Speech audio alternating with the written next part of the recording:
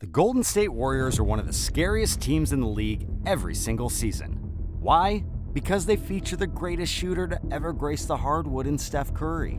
Although he's not the only reason this team is always good, another reason is because this group keeps on churning out scary good lineups. Lineups that fans have titled death lineups. The Golden State Warriors have always featured a death lineup when it comes to the Steph Curry and Steve Kerr era in their franchise. It seems like every year this group comes out with a new starting five that they can call their death lineup, a group that steps out there and shuts a game down. In 2022, that was no different. The most effective death lineup that the Warriors were able to throw out onto the court featured Steph Curry, Klay Thompson, Draymond Green, Andrew Wiggins, and Kevon Looney.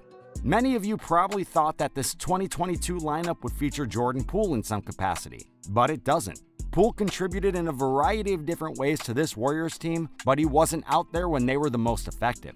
It doesn't matter which starting five you compare this Warriors death lineup to, they are better statistically. The numbers show that they are superior across the board when compared to superior starting lineups such as the Boston Celtics, the Denver Nuggets, and the Sacramento Kings. Those three teams all had huge names in their starting five, and the Nuggets won the championship. They were all good in their own way, but just not as efficient as the Warriors' death lineup. However, when you really start to think about this lineup, you can quickly understand why they were so effective. First things first, Steph Curry is still the greatest shooter in the league. When that man is on the floor, any lineup can improve. He's the glue that keeps everybody together here and can carry their offense if needed at certain points of the season. Then comes Klay Thompson. Thompson had a bit of a disappointing season in 2022, returning from his multiple injuries. He still showed signs of being able to knock down three-pointers at will while providing some solid defensive stretches against great offensive players. He might not be the player that he was before his knee injuries, but that doesn't mean he's useless out there. He still works great alongside Curry. Third in this death lineup came Andrew Wiggins. Wiggins does the dirty work for the group. He can be a wonderful spot-up shooter if needed, or he can handle the basketball and attack the rim with force. But he's not even that much of an offensive weapon.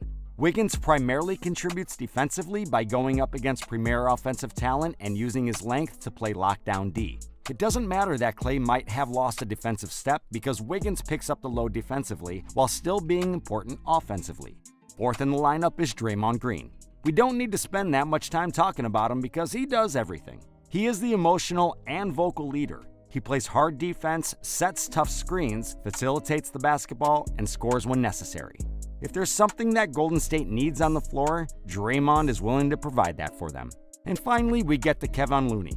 Looney is the perfect center for a team that loves to shoot the three-point shot and stay aggressive from afar. This team has needed a dominant, get-after-it type of center that can get offensive rebounds and make those much-needed hustle plays. That's exactly the type of guy that Looney is. If a shot misses, he's the first to the rim to clean it up. If a screen is needed or some additional rim protection, Looney will be there. There's a reason why this lineup was so effective, and Looney was the X factor. This season, the death lineup for Golden State will be even scarier. While they will likely run out the same exact death lineup as before, they can do so more often than they were able to in 2022 because now they have depth, in particular the addition of Chris Paul. The veteran point guard has already been discredited on this roster because fans think he's too old and doesn't have a place with these Warriors. However, his leadership and experience will come in far handier than people think. See, the Warriors can send out this five-man death lineup a lot more often and rely upon Paul to lead a bench crew when they head to the bench. You'd have Paul leading a ton of young scorers like Jonathan Kuminga and Moses Moody, and all that he'll be tasked to do is keep them afloat for a few minutes. If there's anything that I know about Chris Paul, it's that he always elevates the players around him and the teams that he competes for. It's a scary thought for opposing teams that they have to endure multiple minutes of this death lineup just for Chris Paul to step in off the bench and let Curry and company rest. Before we move on, let's briefly mention some of the teams that Chris Paul has helped elevate in the past.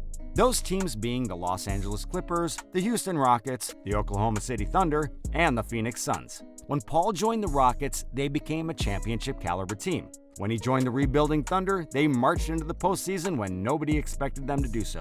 When he joined the Suns alongside Devin Booker, they became a championship contender and even made it to the NBA Finals before losing to the Milwaukee Bucks. The bottom line is that Paul always improves the guys around him, and this Warriors team will be affected in that same way. If he runs this bench unit with two guys that need improvements in Kuminga and Moody, Paul might help them reach their true potential and help this team win yet another ring. There are too many people that are under the assumption that Steve Kerr will simply throw Paul into the starting lineup and that he'll be inserted into this death lineup. That just won't be the case. Despite the fact that Paul said he might be starting when speaking with reporters, it's hard to imagine that he'll hit the starting lineup, and he knows that. He's with this Warriors team to come in off the bench and let their superstars rest throughout the course of the games and the entire season.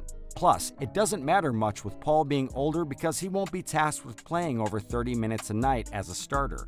He'll average around 20 minutes off the bench with some young scorers and stay healthy enough for a deep playoff run.